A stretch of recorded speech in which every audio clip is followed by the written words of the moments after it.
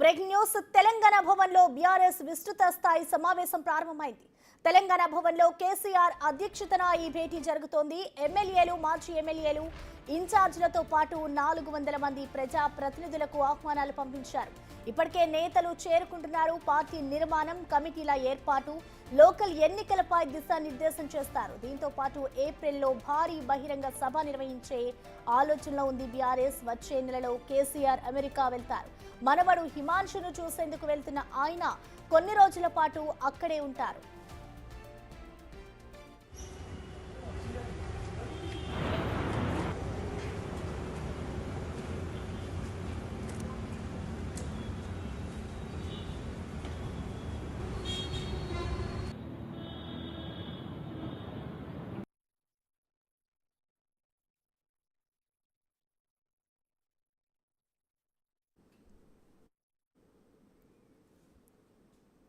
ఇక ఈ మీటింగ్ కి సంబంధించిన పూర్తి సమాచారాన్ని మా ప్రతినిధి వాసు అందిస్తారు. వాసు,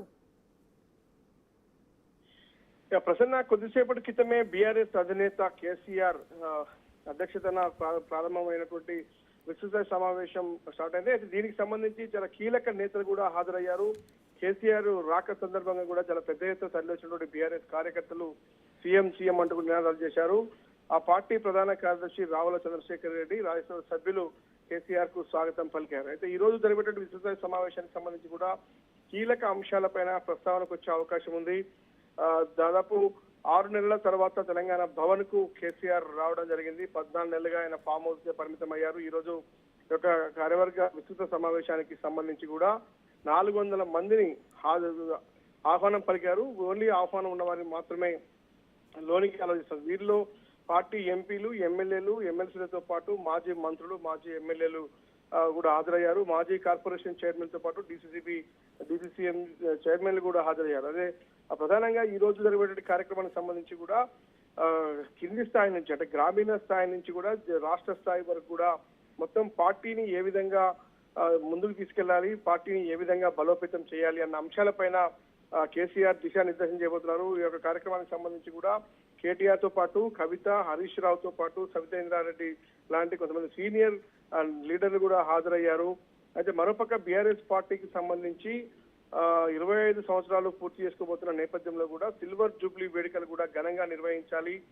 జిల్లాల వ్యాప్తంగా కూడా మీరంతా నాయకత్వం వహించి ఏదైతే కాంగ్రెస్ పార్టీకి వ్యతిరేకంగా ఏ విధంగా పోరాటం చేయాలి అన్న అంశానికి సంబంధించి కూడా ఆయన దిశానిర్దేశం చేయబోతున్నారు. గ్రామ స్థాయి నుంచి రాష్ట్ర స్థాయి వరకు కమిటీలు ఏర్పాటు చేసి శిక్షణా కార్యక్రమాలు కూడా ప్రారంభించాలని కూడా ప్రకటించే అవకాశం కనిపిస్తుంది.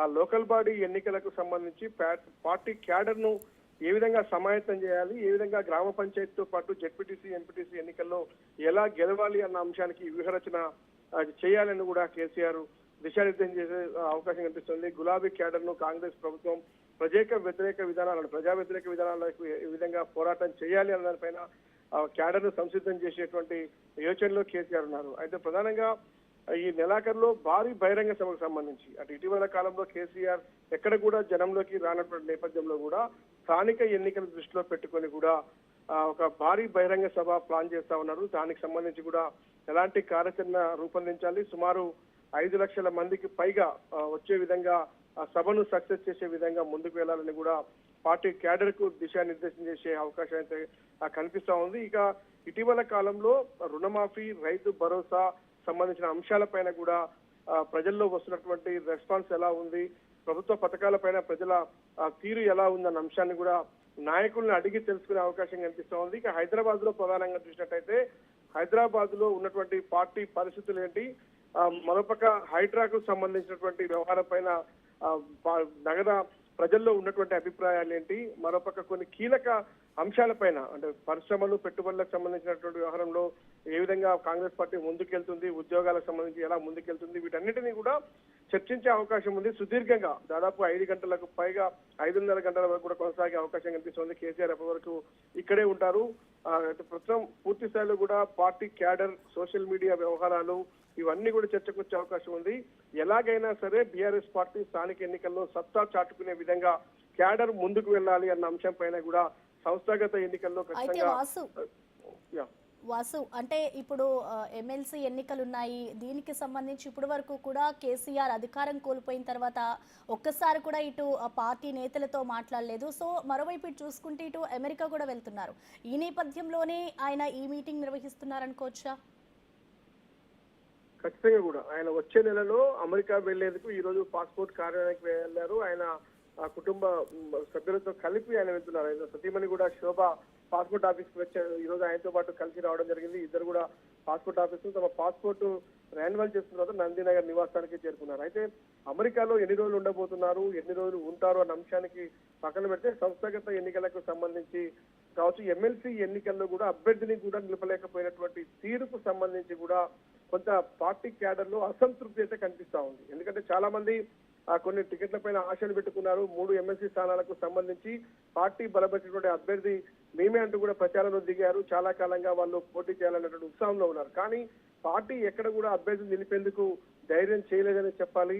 ఎందుకంటే ఎంపీ ఎన్నికల నేపథ్యంలో కూడా అన్ని స్థానాల్లో ఓడిపోయినటువంటి బీఆర్ఎస్ పార్టీ ఎమ్మెల్సీ స్థానాల్లో కూడా ఓడిపోతే పరుగు పోతుందన్న ఉద్దేశంతో కూడా కేవలం లోకల్ బాడీ ఎన్నికలపైనే గ్రామీణ స్థాయికి సంబంధించినటువంటి వాళ్ళ ఓట్లపైనే ఆశలు పెట్టుకొని కూడా జెడ్పీటీసీ, ఎంపీటీసీ, సర్పంచ్ ఎన్నికల్లో ఖచ్చితంగా కూడా, ఎందుకంటే కాంగ్రెస్ పార్టీ ఒక పక్కన ఇప్పటికే అన్ని కూడా 90% పైగా ఇనానమస్ గా గెలవాలి అన్నటువంటి ఆదేశాలు ముఖ్యమంత్రి రేవంత్ రెడ్డి జారీ చేసిన నేపథ్యంలో కూడా ఇనానమస్ గా ముందుకు వెళ్ళాలి, పూర్తిగా 90% సీట్లు కాంగ్రెస్ పార్టీ గెలుచుకోవాలని కూడా ఇప్పటికే రేవంత్ రెడ్డి పిలుపునిచ్చారు. ఈ నేపథ్యంలోనే కేసీఆర్ కూడా ఎట్టి పరిస్థితుల్లో స్థానిక ఎన్నికల నుంచి మనం బలోపేతం కావాల్సిన అవసరం ఉంది. ఇప్పటికే దాదాపు 1.5 సంవత్సరాల పూర్తవుతున్న నేపథ్యంలో ప్రభుత్వాన్ని కోల్పోయినటువంటి పరిస్థితుల్లో కూడా పార్టీ అంటే, ఎందుకంటే కేటీఆర్ సారథ్యంలో ఇప్పటిదాకా వివిధ జిల్లాల్లో అనేక కార్యక్రమాలు వస్తా ఉన్నారు. ఆయన పూర్తిగా పార్టీ క్యాడర్ ను బలోపేతం చేసే ప్రయత్నాలు సాగిస్తా ఉన్నాడు. కానీ ఎమ్మెల్సీ ఎన్నికల్లోనే అభ్యర్థి నిలబడలేకపోయారు, ఎంపీ ఎన్నికల్లో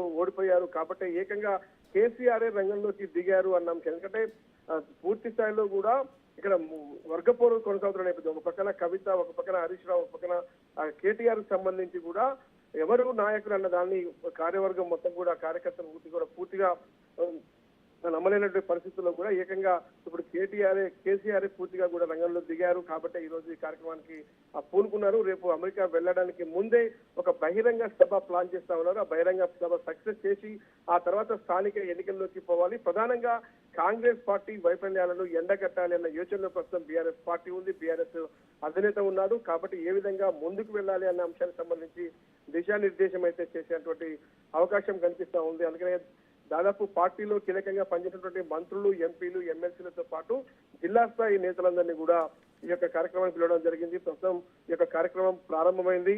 కేసీఆర్ రాక సందర్భంగా కార్యకర్తలు హడావుడి, నాయకులు హడావుడి చేశారు. సీఎం అంటూ నినాదాలు చేస్తున్న నేపథ్యంలో కొంత అసహనం కూడా వ్యక్తం చేశారు.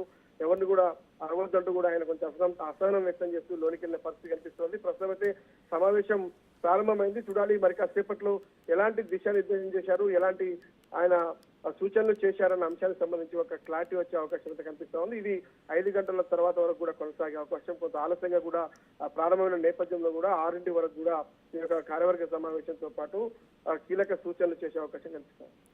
Right, thank you Vasu.